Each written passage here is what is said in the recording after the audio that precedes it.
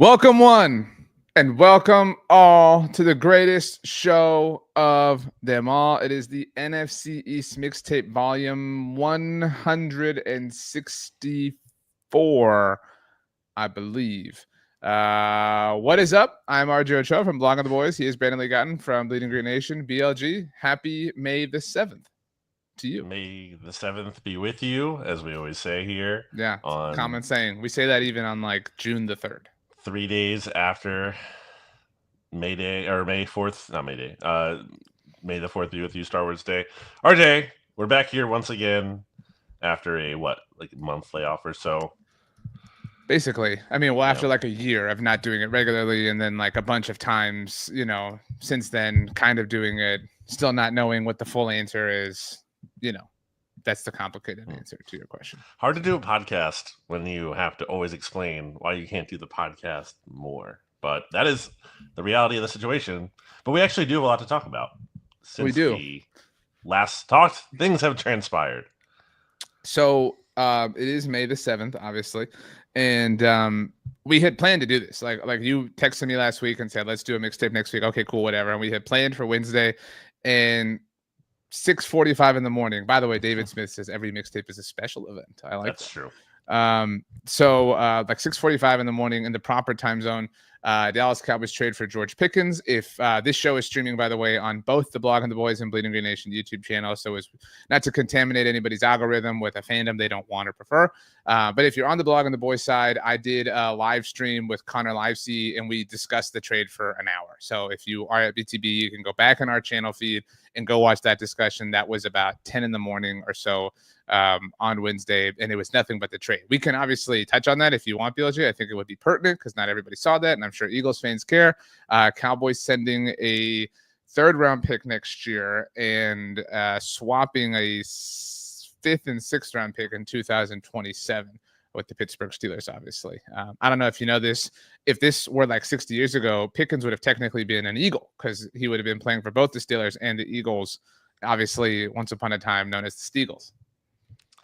You had to really enjoy when I showed you a picture of someone wearing a Steagles shirt. The first time I think I've ever seen any kind of like actual Steagles merch, quote unquote. I don't know how legit that was, but I did go to the South Philly pool hall a couple weeks ago and saw someone wearing that, and I had to take a picture and send it to you, so you got to see that.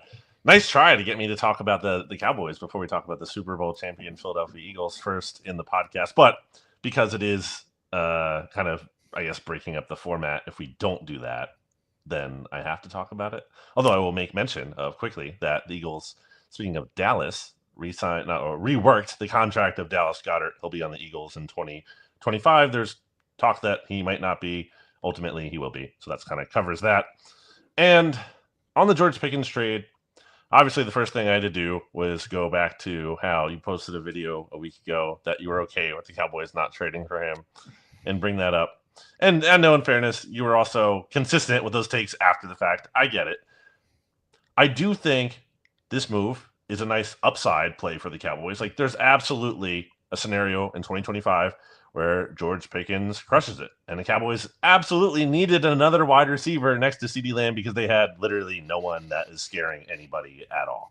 And especially in not that only the context of the division matters, but in the context of a division where there's like a lot of other good receivers and you stack up short by comparison when you literally only have one. So I like the upside, but when I look at how the Steelers have moved on from receivers in the past, that's like pretty much almost always been the right decision. A few exceptions. You can bring up Emmanuel Sanders, but he didn't even really like take off until his post-Steelers. It wasn't like he killed it with the Steelers and then they moved on. It was like he just didn't fully develop yet. And also one player, and he went to work with Peyton Manning at that point. So that's a pretty good, development or outcome for him. Going long here, but I don't think I'm being a hater just to say like I don't necessarily love this trade for the Cowboys. So I think there's a lot of downside too. Pickens had the second highest drop rate in the league last year. He seems to be a bit of an interesting personality, and I've even seen that in games. He can make within the stretch of a couple plays within a game, he'll make an awesome catch, and then 2 plays later do something incredibly boneheaded and be like, "What was that?" And the Cowboys are giving up significant draft compensation to get this guy, and they're not apparently paying him, which I think is a mistake. Like, if you believe in this guy, pay him or don't. Like, and then don't give up a ton to get him. So I think it's kind of a weird move to me. I think there's upside, but I also think there's a lot of downside. Multiple things can be true, despite the stupid thing you had printed on a T-shirt. I didn't have it printed. Holden made the T-shirts. Well, Holden's decisions are suspect at best. And I agree with, like, there are pros and cons. Immediately after the trade, I wrote an article that was pros and cons. It's up at Blog on the Boys if anybody wants to check that out. Pros, and they're all, the way I've been phrasing this is they're all very obvious. The pros: tremendous potential player, tremendous athleticism, elevates CD, elevates Dak, obviously, elevates Jake Ferguson, right? Like, you needed this. And I agree that I would have, with the benefit of hindsight, rather than approach the draft the way they did. If we live in the world of a third-round pick, which is what it ultimately cost to get him, I would rather have Savon Ravel, who the Cowboys took in the third round, and no third-round pick next year, and George Pickens, than have forced the issue at receiver in this year's third round. So I'm okay with all that. And if they knew they could pull this lever, then that makes me appreciate their draft strategy even more. It's a different variable to inject into a locker room.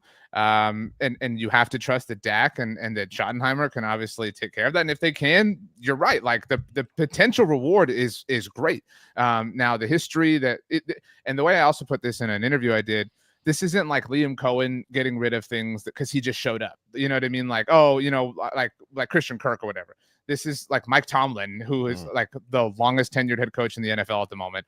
I believe so. No, I think John Harbaugh might have him beat out, but they're close. You get my point. Like this, and this is a dude who's like pulled this move before. You know what I mean? Who's been this is one of his best skills, supposedly, at least. Like, I'm good on Mike Wallace. I'm good on Martavis Bryant. I'm good. Whatever. You're right. Emmanuel Sanders still kind of worked out, but I would offer Emmanuel never like thrived for Pittsburgh the way these other players did.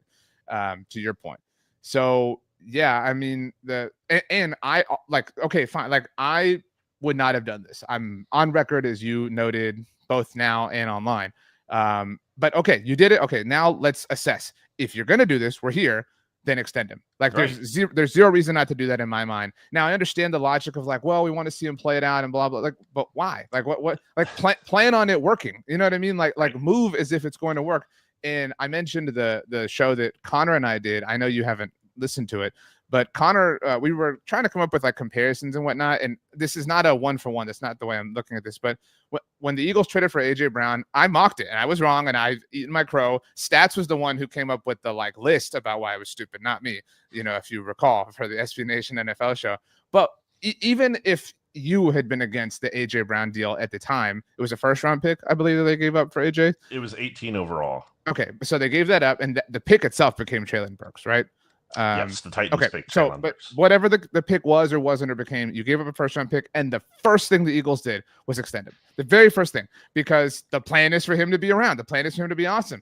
And like, beyond the fact that I agree with this from just a general philosophical standpoint, you are currently, if you're the Cowboys, dealing with Micah Parsons in a contract standoff or situation with you. Deron Bland is in a contract year. Tyler Smith is eligible for an extension for the first time. Why add this to the pot of complications? And if you want to go even one step further, I don't know if you know this, but Pickens is represented by David Mulugeta, who is the agent who Jerry Jones claimed to not know the name of, who represents Micah Parsons. And so, like, I would not have done this. Okay, fine. I've put that to bed. We're here now. But extend him then. Like don't live in this limbo on purpose and invite all the, because if he's awesome, I had a friend, I've told you this before, and then I want to get wrapped up with this so we can talk about the draft class. But my friend Jimmy, who you remind me of a lot, right after 2018, when Amari had that incredible season, I remember him vividly saying, why isn't this dude holding out? Like, I would immediately have held out if I were him. Like, his leverage will never be what it is.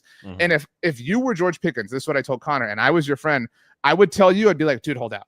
Like, I don't know when the Texans traded for Laramie Tunsil, why he didn't hold out. Like, the team just traded all of this to get you. And so the plan is clearly for you to be a part of the future. So, like, use that leverage. And maybe Pickens believes he'll put out 1,000 yards and 12 touchdowns or whatever. But what if he doesn't? Like, that's why I would advise him to hold out. And you play with that fire by not extending him immediately, is my point. Yeah, it's just like, do you believe in him or not? If you do, then you're trading for him, sign him to a contract extension. It's once again the Cowboys like half measure, the middle path, the middle road that doesn't really actually kind of do anything. Like, commit to something. I think another reason why I don't like the trade is because of that element of like, maybe it works out George Pickens is really motivated to prove everyone in a contract year. But what if it kind of goes awry? Or what if it's like taking a little bit of time to integrate him in the offense? What if he's unhappy with his targets? Like a lot of players, I think that your mileage will vary on how much that impacts them. I think he's one of the players that would impact him the most of like anyone in the NFL who looks like he would absolutely be like irked by something like that, at least based on the behavior we've seen him display in Pittsburgh and whatnot. So that's another reason I don't like it, is just because of how whatever his attitude is going to be now, playing on this contract year, having all this pressure, being in a weird spot, Cowboys not having any leverage, going up into free agency next year. If he does, like, that's the weird part. Like, even if he plays well and, short of the Cowboys winning the Super Bowl, then it's like, if he plays well, are you re-signing him? Can you afford to re-sign him? And like, don't give me the comp pick thing. I'm not saying you are, but like, people say the comp pick thing. Comp pick thing is like, that's not something to bank on, because it means, once again, the Cowboys will not be active in free agency, which I'm looking at it from my perspective. I would prefer them not to be active in free agency. Go ahead, get the comp pick for George Pickens walking 1 year after you traded a third to get him. So, yeah. The last thing I'll say, because I've picked up, sort of I'm being too negative reputation. You're a hater. I would rather live this way, to be very clear. Now, the mixtape has been kind of through it. I would offer for like a year and a half running. That from the second half of the 23 season, from when the Eagles imploded, it was not fun for you. And on top of the podcast stuff, none of what happened last year for the Cowboys was fun for me. So so there's nothing like being dejected about your football team. We've talked about this in a lot of ways. And so beyond the Pickens thing, like the offseason as a whole for the Cowboys, it's Bear got a chance today. There he is. He missed the podcast. He had to hop in. RJ's muted while Bear is. He also showed up on the Pickens stream. So he was like 2 chances today. He was like, I'm taking that. But so that being said, this offseason, I'm not saying like all in or anything stupid, but man, like I have been, and I think I speak for a lot of fans here, like I've been eating cheese and crackers every day. That's what like last year felt like for the Cowboys. And was this filet mignon? No, but this was like chicken tenders, fries, and ketchup from a bowling alley or like a movie theater. Like, it wasn't the best. It hasn't been the best quality food, but man, I will take this. It's got way more taste and experience than, what we were used to for, a very long time. So even though I disagree with a lot of things about the Pickens thing, I will still take living on this end of the spectrum of boldness, aggression, whatever you want to call it. So in that sense, I'm grateful. I just would have preferred something else, and that can be fine. That's a topic I want to revisit when we come to the Cowboys draft. But I guess we should get into the draft classes as a whole. All right. So I wish we had like a cool sound effect, but we don't. But pew, pew, pew. Oh, by the way, a special shout out to the aforementioned Stats, who at like 7:15 in the morning texted you and I and said, I need a mixtape reacting to the George Pickens stuff. Little did he know, unless you had told him, that we had this already planned. So, I didn't. So this part was specifically for Stats. There was some kind of just like synergy. He must have like felt that, like just our former podcasting together. There must have just been like a Spidey sense moment for him. He was in the icebox. Okay, so we go in divisional order, obviously, and so what we're looking at here is the Philadelphia Eagles draft class. I don't know that we have to spend like huge time on every pick, like whatever. I mean, like, I feel like, and it's been enough time that we can kind of zoom through different parts of each class, but floor is yours. You know what I was thinking, by the way, about the order thing? I feel like there has to be some kind of podcast incentive for the team like winning the Super Bowl. The team wins the division. And I was thinking, maybe, not that this really applies since we're not doing the podcast like we used to be, but if we were doing it weekly, my proposal to you would be the Eagles should be first the whole 2025 season since they won the Super Bowl. You know what I'm saying? Like, usually we'd go by order of the standings at the time. There has to be something extra for winning the Super Bowl. Like, I think that only makes sense. You shouldn't just get only the off season. I mean, you get regarded as a team who won the Super Bowl. I mean, yeah, but there has to be some kind of podcast incentive. Enough with this, like. Anyway, I thought it was a good decision. I think we should do it, but not that it matters. Okay, so obviously the big one is Jahad Campbell. Eagles reportedly, when the Chargers were on the clock around like 22, where they were picking, there was multiple reports from NFL insiders. Eagles are trying to trade up, and I was like, okay, who are they moving up for? And then ultimately, they don't end up moving up. And if you are of the conspiracy mindset, the Eagles actually released a video themselves that kind of, has evidence here that shows them in the war room trying to trade up. Planting things to make everyone think he's a genius. I mean, there you go. But I mean, they were trying to trade up. And I mean, you look at how Vic Fangio, how happy he looked after the Eagles drafted Jahad Campbell. I'm going to give them a little bit of the benefit of the doubt and say they were trying to get him, which is surprising considering the Eagles haven't drafted an off-ball linebacker since 1979 in the first round. And so then, therefore, it's shocking.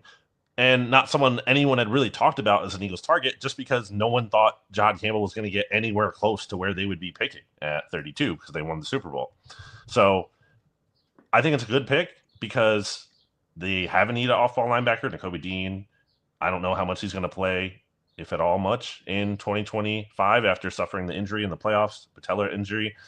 And then you just look at the fact that there's like potential with him in terms of how you can use him in different ways, just like the Eagles had success with Zach Bond last year as both an off-ball linebacker and someone who can kind of come down and play the edge a little bit too, rush the passer. Obviously, he fell because of medical concerns, so I'm not going to say that this is like a pick with no downside at all. But when you look at the swing of the upside, and in the draft class specifically too, where it seemed to be, and I think this will kind of be relevant to the Cowboys pick as well, there weren't like a lot of prospects who I would say had like amazing profiles that you loved in terms of like age, production, injury, all that combined, athleticism. I think Jahad Campbell was like one of the better picks, better outcomes you could have where the Eagles were picking.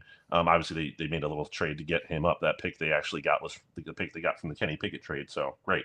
But yeah, Campbell leads the class as a whole. And I think it's a little too much to say he's going to be the next Micah Parsons, as some people are saying. I don't even think he's going to be playing rushing the passer as much as that. But I do think that's something of the mold they're looking at here, except it's more going to be an off-ball linebacker who can sometimes rush the passer. Yeah, I mean, I think that this was this annoying for you? Was this annoying that, like, because it's like the media narrative was like, the Eagles did it again. Howie does it again. He gets another player from Alabama or Georgia. I'm no longer annoyed at that. Like, you know what I mean? That's just become whatever to me. Like, it's on par with the like when, you know, when players, like when Andre Johnson got cut from the Texans and they're like, oh, he's going to the Patriots. You know what I mean? Like, it just like, it's that level of like trope. Like, it doesn't really do anything for me anymore. I would say that like this was and I mean no shade. Like, this isn't like the Eagles draft class sucked or anything, but like this was the least annoying Eagles draft to be in a long time. It felt the least threatening, but just because it's so like normal for them to find players that a lot of people like. And so this felt like it didn't really have like a primary main course. Oh my gosh, I can't, like, Jahad Campbell's amazing, but you're right. Like, there are concerns, and look, you're picking 32 because you won the Super Bowl. So like that's just the reality of the situation. It just seems like they just did the Eagles thing. Like, it's chalk at this point. So it's not upsetting or annoying or shocking or, anything at this, juncture. For 2025, it's all about pretty much, I would say, Jahad Campbell, ideally being a starter for you. Makuba, you just kind of need him to start. Maybe they sign Justin Simmons down the road, but like they trade Chauncey Gardner-Johnson. They don't have a clear-cut starting safety next to Reed Blankenship right now. Makuba might be that guy. Sidney Brown is still here. Again, they could sign Justin Simmons. And then Ty Robinson is someone who, with Milton Williams leaving, you're hoping he can at least kind of be like a rotational player for the Eagles. Beyond that, when you're looking at the list here, you're kind of looking at guys who are like backups, might be developmental players down the road. The last pick I am kind of intrigued by, just because he had insane college production, but chances are like he doesn't turn into anything. So that's kind of their draft class this year. It's not really, I guess, super flashy. It's more of, I think, generally like a meat and potatoes kind of like it's more of like eat your vegetables kind of draft class, like a little more. There isn't the flash. I mean, they didn't even draft an offensive player until Drew Kendall in the 5th round, a backup center there. So they're really just trying to reload the defense. And I think a lot of that speaks to like Vic Fangio and his influence and their trust in him. Yeah. I mean, eat your vegetables is a good way to put it. I was going to say it's almost like we don't need to go out to dinner. We have food, at home. And then you like make the food at home, and it was really good. And so you're like, oh, well, this was why we didn't go out to eat anywhere. And so obviously Jalen Hurts is not loved, as evidenced by the Kyle McCord pick. So watch out. Super Bowl MVP Jalen Hurts is famously not loved. So I mean, I don't know how you can't come to that conclusion. It's really all I'm saying. It's the QB factory, baby. I saw a tweet about that. Like somebody was like the QB factor. Or no, it was when Shedeur was falling, and I saw somebody tweet like, should they bring the QB factory back? Or like, I was partly rooting for it, but I honestly was against the Eagles drafting him because the Eagles won the Super Bowl and because the national perception is what it is, and rightfully so, about Howie. It would have not been fun and dramatic. It would have been, no, this is brilliant. Like, y'all don't understand. It would have just been, that would have been annoying. And so I'm glad we don't have to live in that reality. Yeah, and they didn't do it. The Browns traded up right ahead of them, and there was reports that the Eagles didn't really want Sanders anyway. And I mean, they passed on him a number of times. Are you ready? Do you feel comfortable moving on to Washington at this point? Oh yeah, that's right. Washington. I was legitimately ready to talk about the Cowboys. That's so weird. Like, I'm not even trying to troll with that. Like, I thought like they were next. I forgot about Washington. Yeah, let's talk about Washington. Well, we won't be here long because they didn't have a large draft class. If you have to factor in, I guess they traded for Marshawn Lattimore, they traded for Laramie Tunsil, and Debo. So yeah, that's part of it too, and in that way. Mm-hmm. I mean, Trey Amos was a very popular player mocked to the Cowboys. And everybody wanted, one of their first 3 picks to be a corner. And so he was, he made sense at a lot of, in a lot of mocks, things like that. I mean, again, it's not a flashy draft, but they've positioned, like, you're right. Like, this offseason was about more aggression for them. I don't mean to make this not about the draft. We could talk about the RFK thing if we want. Not that RFK thing, to be clear. Takes a wild turn here. Yeah, not that, but you get my point. Well, I want to echo like what I already said. I'm not going to get into it all again, but I think last time we were on here, I said I didn't really love the offseason the Commanders were having, from a sense that I believe there is something to pushing your chips in. I'm not against that. I am against that when it's like only older players and you're not adding any kind of like young, kind of can grow with, like George Pickens. Well, honestly, that more of that profile, yes. Like, it's someone more now. I would say, again, they should be signing him to a deal if you're adding him and you believe in him like that, and not just be a 1-year situation. But anyway, so I haven't loved their offseason from that standpoint. I think they've just gotten really old, and it might work out. I'm not saying it can't work out, but I just don't love the. I think they could have viewed this from a longer lens and kind of had more of a window here, as opposed to just trying to shrink it so much and maximize this next few years. But I think Josh Connerly is good value. He was a guy who a lot of people talked about being an Eagles target. I didn't really love that at 32. I thought maybe in a trade down. He kind of reminds me like Andre Dillard a little bit, who obviously didn't work out in Philadelphia, like more of like a finesse kind of player. I didn't love that. And it seems like he might be like tackle only, also like Dillard. And he's also, I think, going to have to move from left to right, which is like not a given. So we'll see on that one. Amos, another guy who the Eagles brought in for a pre-draft visit and thought he might be a potential target. Not that they needed cornerback, but I just thought if he was the player there and he was just head and shoulders above everyone else, sure, take another good cornerback. Didn't work out. He fell. I saw something from Albert Breer that there was a back injury thing that kind of came up with him in the pre-draft process. We'll see how serious, if at all, that is. But I think that was good value. So don't really hate their draft. I just don't really love their whole offseason kind of philosophy here. I have questions about that. So I know that this is not fair to do, but Washington was picking 29th. I don't know off the top of my head when the last time was that they picked that high. They can't. I mean, they had the second, or they had the longest championship game streak, right? Before, right? So it couldn't have been any time recently. But even then, so I mean, they won 12 games, but obviously this doesn't. They made it to the championship game, which impacts their draft standing. So I knew this, but they had not won double-digit games before last year until since 2012. That's just absurd. I mean, like, it really is crazy. So, in that respect, to use that as an example, and again, this isn't fair because regime changes and things like that. But their they didn't have a first-round pick. That was the RG3, trade. So the last time, so in 2005, they won 10 games. So I want to look at their. I want to look at their their first round pick the last time they were picking. They didn't have a first round pick in 2006. Okay, like you get what I'm hunting for, right? Like I'm looking for the first round pick like that was not really.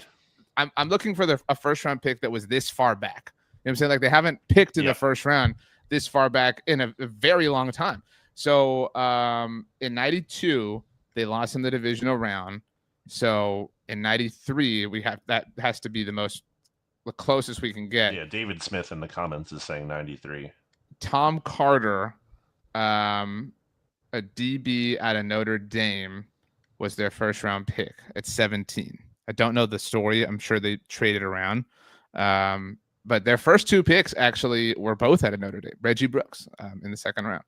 That brought up a point for me. I was curious if we've ever had in the division, any division, two teams taking players from the same school in the first round, because the Eagles took Jahad Campbell and the Cowboys took Tyler Booker. So it's kind of funny, but I didn't mean to make this about anybody else other than Washington. But their draft this is kind of like I wouldn't even say it's eat your potatoes. This is like, hey, this is what we had left. You know what I mean? We ate the spaghetti last night, so like these are the leftovers type thing. I do think there's a good article in Crossing Broad, Philly sports blog. It's popular here for those who don't know. That kind of like I thought had a good point about the Commanders and just how it seems like they're kind of Josh Harris and the Commanders are just kind of getting like a little too much credit for everything, I would say. And that's kind of just where I feel about where their offseason is, what the season could be for them. It just seems like a little I just think they could be in store for a reality check is all. After the season, everything's been so great. They're in the honeymoon period. This is just like not even against them. This is against any relationship or any kind of thing, any kind of dynamic where there's a natural It's more than I know the comp you've made is the Texans. And I know they were in their own wilderness with Jack Easterby and Bill O'Brien and David Culley and Lovie Smith. Like that was a long time for the Texans before it all turned around. What Washington went through was very, very, very different. And not only, were they, I think, coming out of a deeper hole, but like the mood is like I love the city of Houston and, go Stros. I'm a diehard Houston Astros fan, but it's not our nation's capital, right? Like there's a different like energy, and it doesn't have the same NFL history and significance and marketability that Washington, D.C. has, right? And so like the Commanders are good, and what happens all of a sudden? Like all these things start to happen around you. You get a new stadium deal, and you're going back to the site of RFK, which is what I was talking about. And so all the vibes are good there. You get the NFL draft if you care about that. And I do think it will look really cool. Like that will be a cool thing to watch on television in a couple of years. But it is tough. Like I would bet on regression is I think ultimately your point. And if they don't, then shove it in my face, whatever. But like I'm just saying, there could be a very like I think they're setting themselves up for like a very rude awakening by thinking like, oh, all the failures of the past has simply gone by, and we'll never look back from this moment. And progress is linear. It's the Bill Simmons, Jason Tatum thing when he was like, "Oh, he'll never be he'll always be better 100%. Than this as a rookie." Like it's literally that. Like so. And I'm not trying to say don't be happy because again, they have a lot to celebrate and be happy about, especially relative to the past.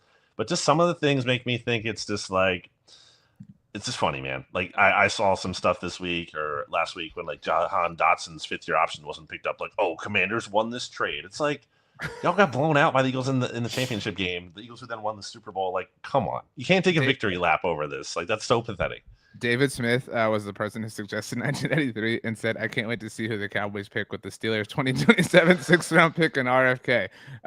Maybe it'll be someone special. That's funny. Okay, speaking of America's team, here is the Dallas Cowboys draft. Hey, I mean, it's on hats and t-shirts.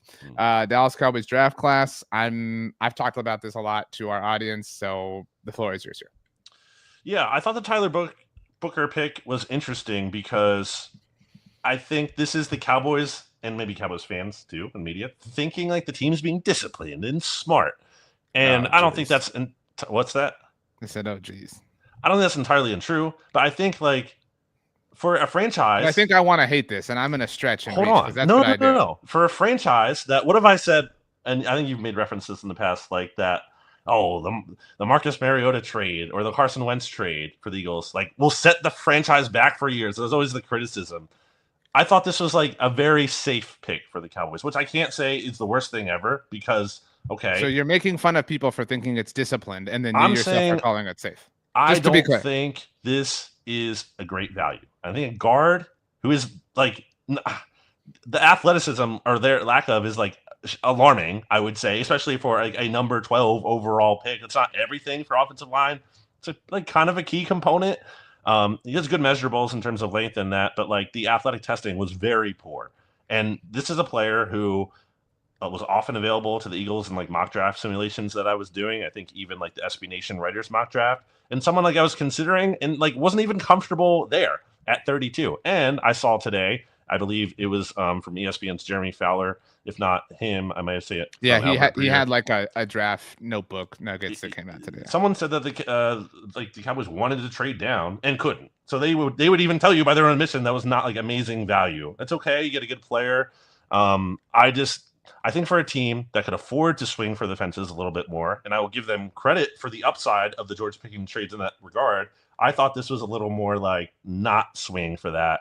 And I think for a franchise that is trying to get over the hump, I don't think this is the move that puts them over the top. I said at the time that if they had taken him over Ted McMillan, which was who I wanted, we didn't take him in the Riders mock. We took Matthew Golden, but McMillan was available. Ironically, the Panthers took McMillan and partly had the need because they traded Jonathan Mingo. It's just, it's funny. But I would have been upset. I'm fine with this. Like, it is look, people laugh when you bring up, like, because everybody was like, oh, they're just trying to recreate the Tyron Zach Martin line. Like, what did that win? Like, it didn't win anything. Like, we all can understand this. Like, we can all admit this. But, like, they got very, very, very close a lot of times, by having, a very, very good offensive line. And did they fail the overall goal? Absolutely. Like, nobody's denying that. But this helps them. Like, this is the final piece to rebuilding the offensive line. And it tracks with, I've mentioned this several times, but David Moore, who retired, congratulations to him, of the Dallas Morning News. His last question in the pre-draft press conference was asking Brian Schottenheimer if he felt like the first pick was going to be some sort of like, or was going to carry some sort of symbolism because it's the first pick of his era, whatever. And in that, like was Devontae the first in the Nick Sirianni era? True. Yeah, so like I think like the Devontae pick kind of speaks for like who the Eagles are, like under Nick Sirianni. And so this kind of like Tyron was the first pick for Jason Garrett to that point. And so this kind of speaks to what they're trying to do. And so now they have their core offensive linemen, outside of Terrence Steele, so 4 of their 5 are all still on rookie contracts, very young, going to grow and mold. And the idea is to, become elite together the way Tyron and Travis and Zach Martin did. And obviously the Lyle Collins thing happened and whatever. So I'm very good with this. I'm fine that they didn't reach on Matthew Golden. I mean, especially with the hindsight, like I said earlier, of knowing they have George Pickens now, and it was safe. It was a high floor of a pick, but it had to be like they needed value, and so like not draft value, but they needed value by somebody coming in. You mentioned the athleticism, and I do want to plug. I've been doing these interviews with collegiate coaches who coach these players, obviously in college, and Chris Kapilovic, who is the Alabama Crimson Tide offensive line coach. I spoke to him. That will come out at Blogging the Boys next Friday, and he addresses this. So but he basically was like, "That's BS. That's stupid. People like you are really dumb." That's what he said. 1,094th out of 1,730. Like that's not even like okay, he's an okay athlete. It's like it's bad. It's bad athleticism. Telling you what Coach Kapilovic said. Film guys seem to disagree. Yeah, I would say like the film guys are definitely higher. Daniel Jeremiah had him 14th on his big board. Fran Duffy, who does a lot of good coverage for PHOY, also DLLS, and used to work for the Eagles. Loves Tyler Booker. Thought it was a great pick for them. PFF, their metrics, they have him they had him as their 48th overall prospect. So it just doesn't. It's okay. I am not like. I don't think, oh man, I'm so annoyed the Cowboys got this guy. It does seem, I will say, except for maybe a culture standpoint, he does seem to have like a good personality and everything. Maybe that can go a long way. I do think the idea of setting a culture for Brian Schottenheimer is silly. I think the fact that Brian Schottenheimer is the Cowboys head coach is just like still a funny thing to me, and it's accepted as normal. Like probably. I don't think anybody to that point. I don't think anybody's like, watch out. But I do think the fan base has come around. I don't doubt it. I think I've seen that. No, I mean, but I think normalized something that should not be normal. I think he's earned that, though. I mean, he's not earned the head coach job. He has been a total failure at every stop. perfect example of a nepo baby. Like, no, he's not. I think Absolutely not a good that's head coach. being overly critical. And to the nepotism, it's track record. To the nepotism angle, we can talk about like a billion people, not necessarily in a literal nepotism way, but like it's a who you know business. But that being said, most fans have cut, like, because you recall the day he was hired, like the first week was just like, this is but like the house was on fire. Like I was just throwing that in. But moving on through the draft class, the Donovan Ezuraku pick really excited a lot of people, was great draft value. Yeah. As was the Savon. A lot of people, that was a funny story. His coach, Coach Jules, that interview comes out on Monday. He's at Oklahoma State now, not at East Carolina anymore. I mean, if not for the torn ACL, it's obviously, you know, that just goes without saying, could have been a first round pick. Incredible player. And that was, I think, the reason when you ask Cowboys fans what their favorite pick was of the class, they tend to say Savon Ravel. And sure, a lot of that was probably because of the extreme value and because this was the most matching of a position of need. They didn't have a massive guard need, they didn't have a massive edge rusher need, but they had to come away with a corner in the top 100, and they did. Yeah, I like the values here. Ezuraku was another guy that I thought the Eagles might even take if things had gone differently there in the first round, at the end of the first round there. I wasn't so keen on that there. I would have liked to get him in a trade back more so than there. I thought there were question marks. A lot of the film guys that I just brought up kind of seemed to have more questions about him than the statistical production and some of the testing would suggest. So, yeah, I think ultimately the Cowboys' first 4 picks here, with obviously my caveats in for Booker, so more so maybe the 3 after that one. And so they didn't have the 4th round pick because of the bingo trade. So their actual 4th selection was Jaden Blue. And then that was, you know how it is on day 3, like a pick happens and it's like poof, you know, like you blink and like 3 more have happened. And so as we were kind of, you know, he's the highest running back, Jaden Blue is, who the Cowboys have drafted since Tony Pollard. They took Jaden Blue at 149. He's the first running back. They take him in the top 150 again, which is like, I'm going really far back here to say like the top 150. Tony Pollard was pick 128 in 2019.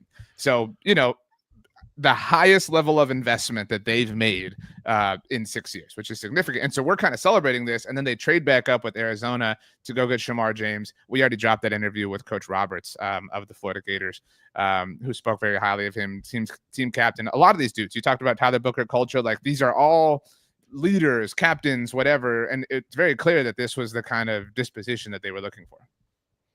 Yeah, I've seen Shamar James questioned the profile there. I think even on Blogging the Boys, I saw that as like some people's least favorite pick.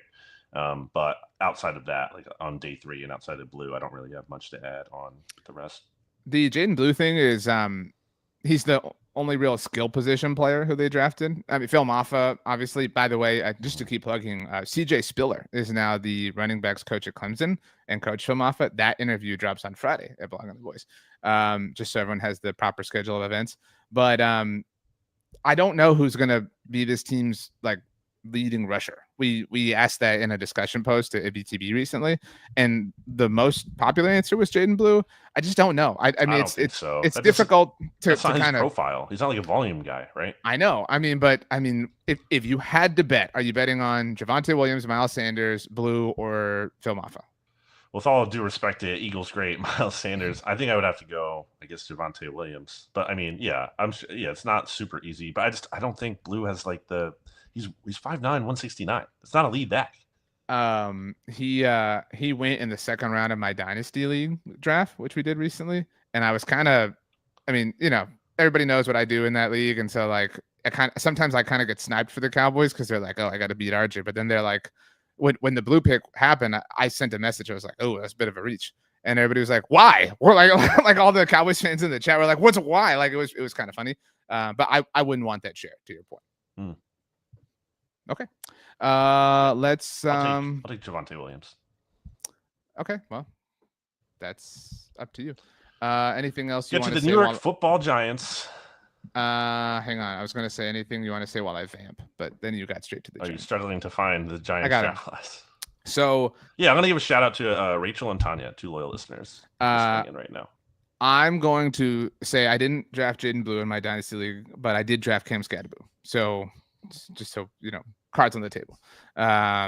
I think Cam is where the like impact ends for the Giants, and I think that's true for everyone, right? Like if we're here breaking down day 3 picks, like they can hit, but I mean, Marcus Bowe.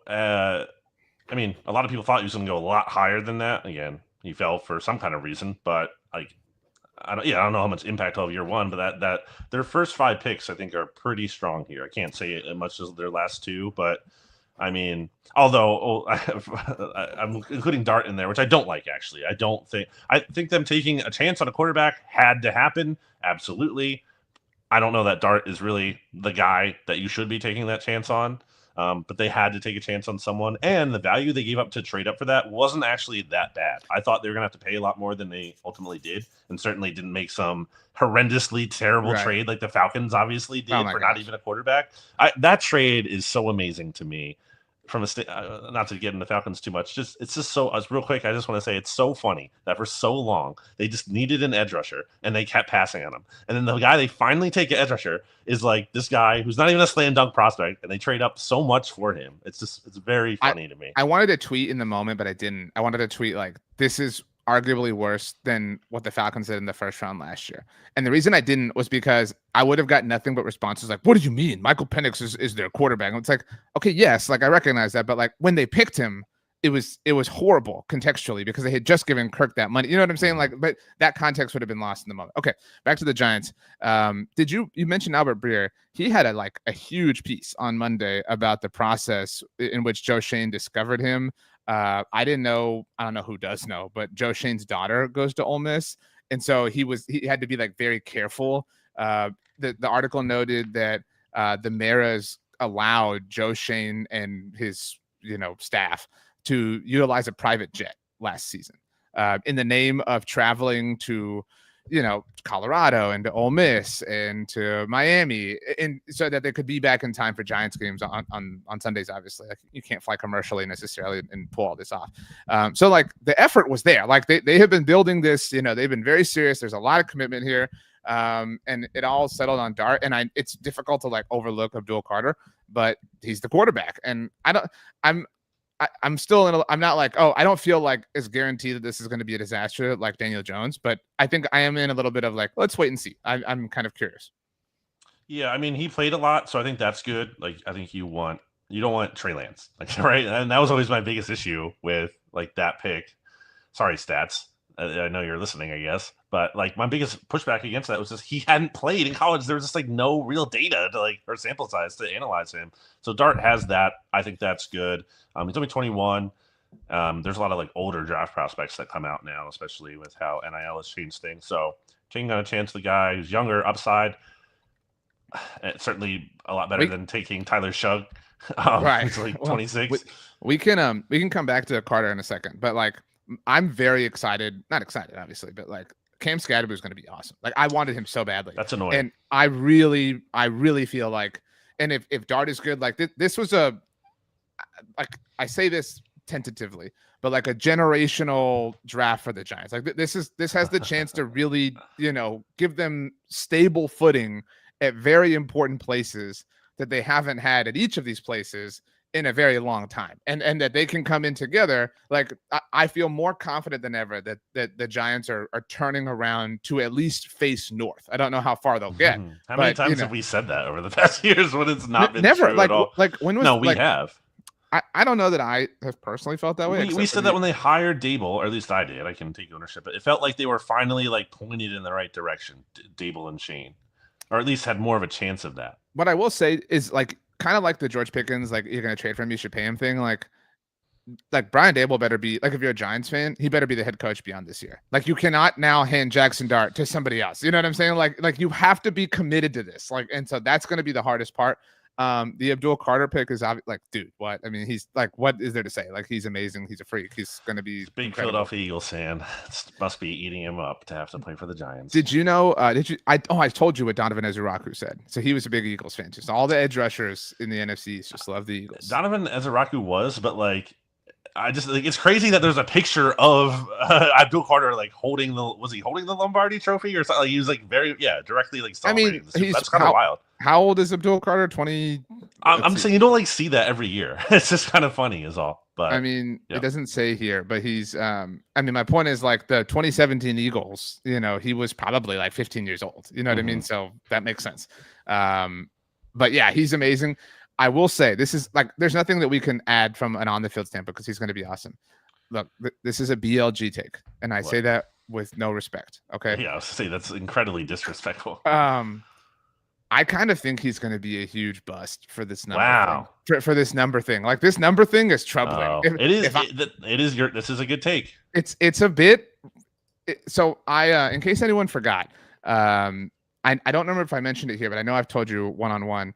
Kayvon Thibodeau was on the old Around the NFL podcast a couple years ago. I think it was like right after he'd gotten drafted. He's a very, Michael Strahan type personality, like incredible speaker, like super energetic, super fun. I interviewed him in Las Vegas. Like he was really, really, really cool dude.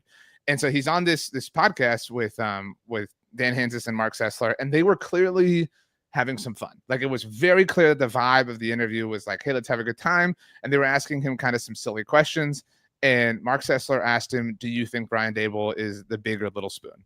And Kayvon just did not react well to that. Like, was just like, that's weird. Like, and, like, if you think it's a weird question, fine. But, be funny about it. Just, like, spin your way out of it. You know what I mean? But, like, I thought in that moment, I'm being completely serious with you. I was like, there's no way this dude makes it. Like, that, I truly had that thought. And I kind of feel vindicated there. So this Abdul Carter thing is insane. That like you asked for LT's number and then you were like, well, I'll just take Phil Simms' number. Like Phil Simms is not good. Like don't get me wrong, but like you play for an organization that rewards a lot of mediocrity, which good for you now, by the way. But like asking for these numbers is insane. It's insanely tone deaf, and so I kind of think he's not going to be good because of this. Trying to force his way to Philadelphia, obviously. I think that. Speaking of Thibodeau, I think he's, I don't think he's long for New York. And did they not pick up his fifth-year option recently? They did. Like right after drafting Carter. Okay, but I don't think he's long for New York, though. I really don't. I know you can play like multiple edge rushers. I don't think they're going to pay Thibodeau. I'll say that at least. And I think Giants fans are pretty frustrated with him, at least from what I can tell when I see from Big Blue View and elsewhere. And I think, that's part of why they take Carter. Part of it's just because he's an amazing player, but part of it, too, is like I don't think they don't see a long-term future with Thibodeau there.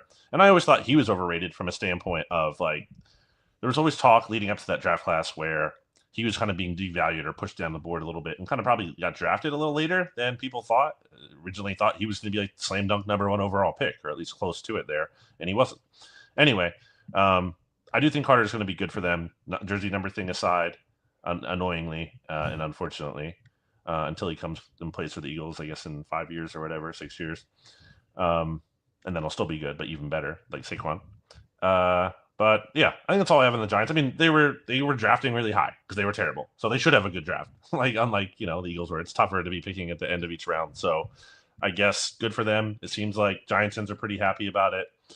I am not convinced that like they're this, amazing team in 2025. I think they're what? You're looking at what's their over under win total? Probably like 7.5 maybe, or no, that might be high. 6.5. I'll put that on the screen. Give me a second.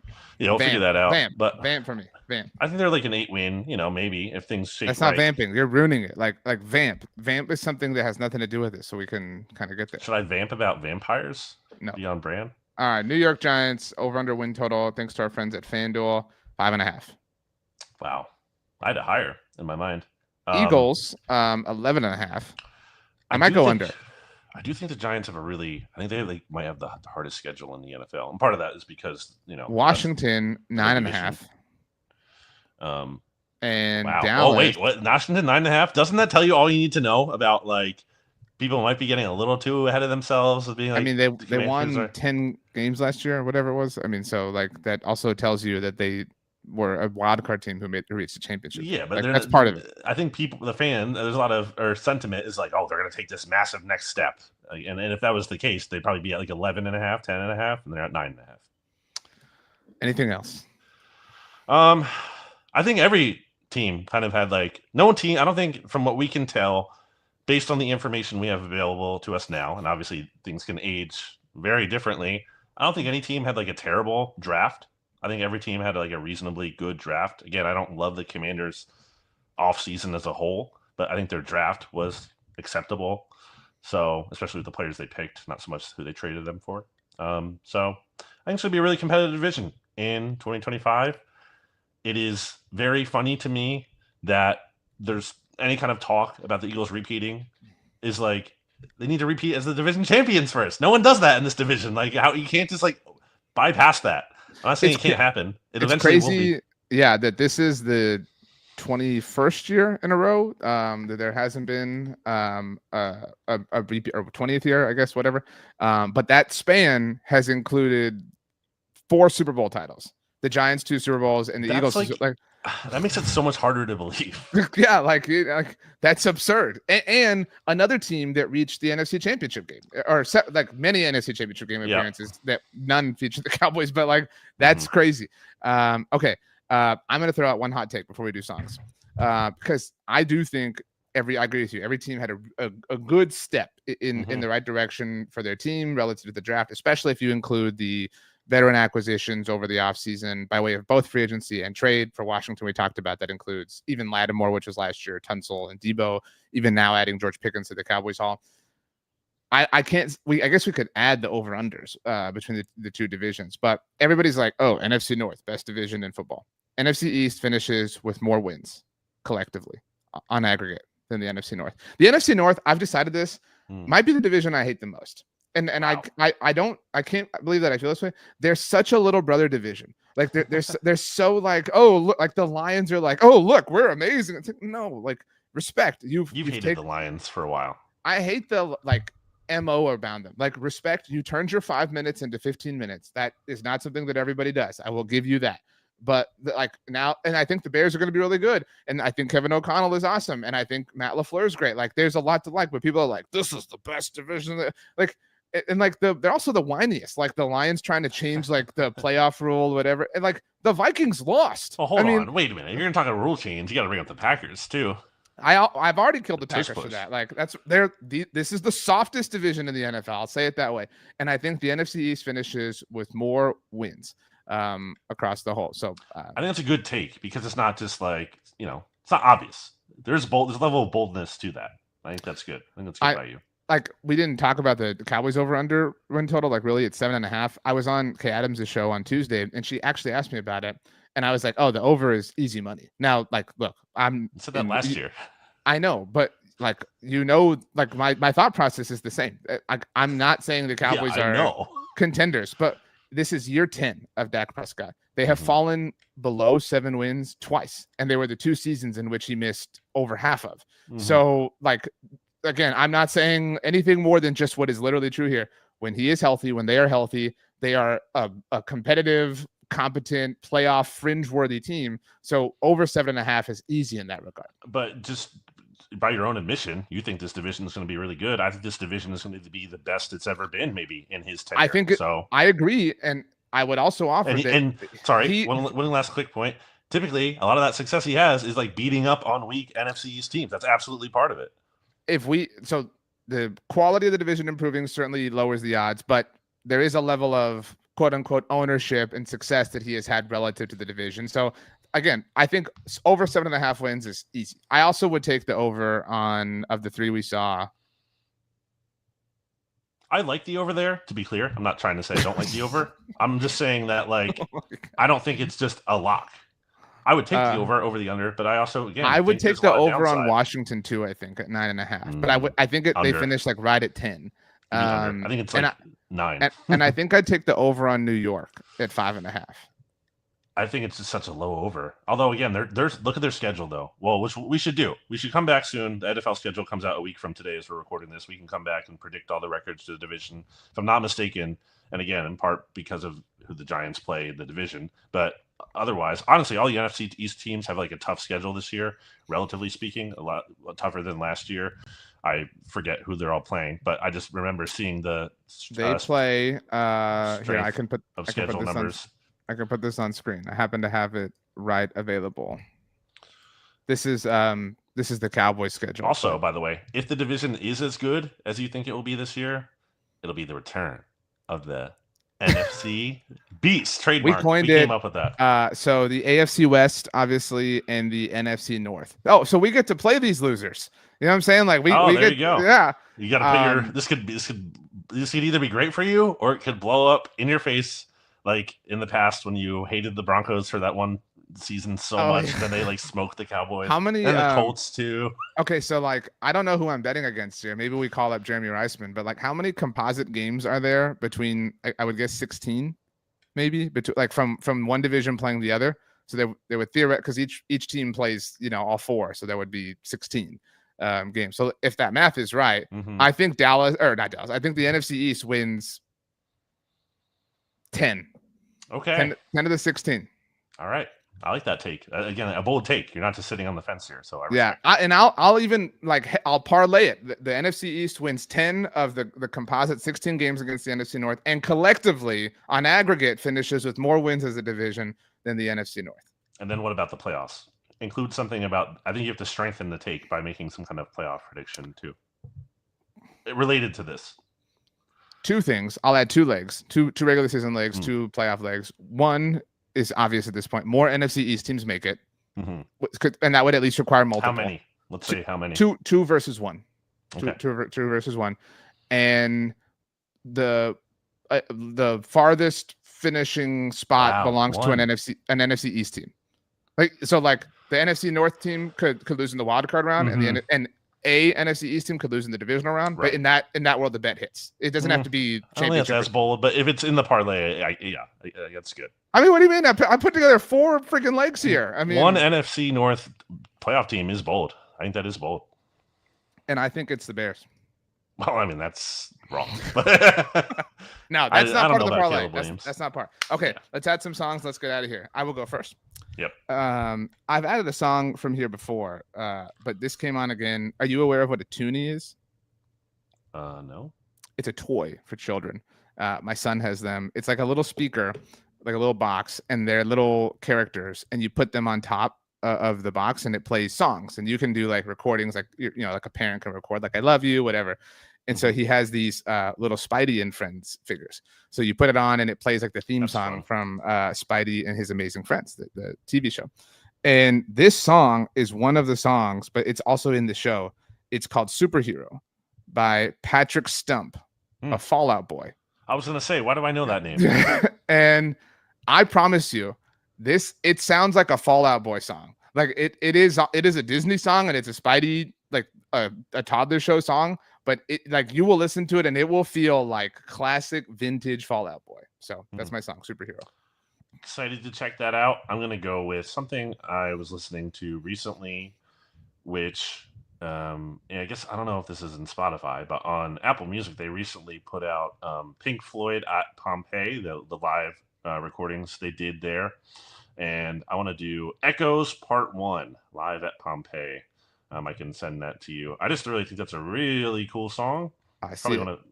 Okay, you see it? Yeah. Yeah. It's just a cool. It's long, so if you don't like a long song, it's not going to be for you. And there's a lot of instrumental stuff going on there. But if you're just looking for something to put on the background and have on for a long time, Echoes by Pink Floyd. Obviously, you should check out the real song too. That's the live performance, but I think the live performance is really cool. All right, BLG, you've said it all. You've done it all. Now say something amazing and full of wisdom for us to leave with. A lyric. Oh, wait. I started this game in the MLB app. Like you can play like it's like for free, and it's called Beat the Streak. And you have to pick someone who will get a hit every day. That's it. Like, and you're trying to build the longest streak possible. Now you can do 2 people in a given day if you want to try, but if either one of them fails, you lose your streak. I have yet to pick a Philly. And so I want to know who the Philly is you trust the most. If for me to like incorporate for when on a random day, because if you get to 57, if you get to 57, you win $5.6 million, and I really want to win $5.6 million. Schwarber is like he's like an on base streak, so I know it's not all hits, but still, like it's a pretty good bet that he is gonna do something, and he's just crushing it. So it's definitely Schwarber. To be clear, like it's not like Survivor or something where like you can't like you could pick Aaron Judge every day, if right? You wanted to. Yeah, but I would say Kyle Schwarber. Like, okay. Don't even think twice. Yeah. Okay. And then my final thought is a lyric from Echoes by Pink Floyd. It goes like this. Strangers passing in the street by chance, two separate glances meet. And I am you, and what I see is me.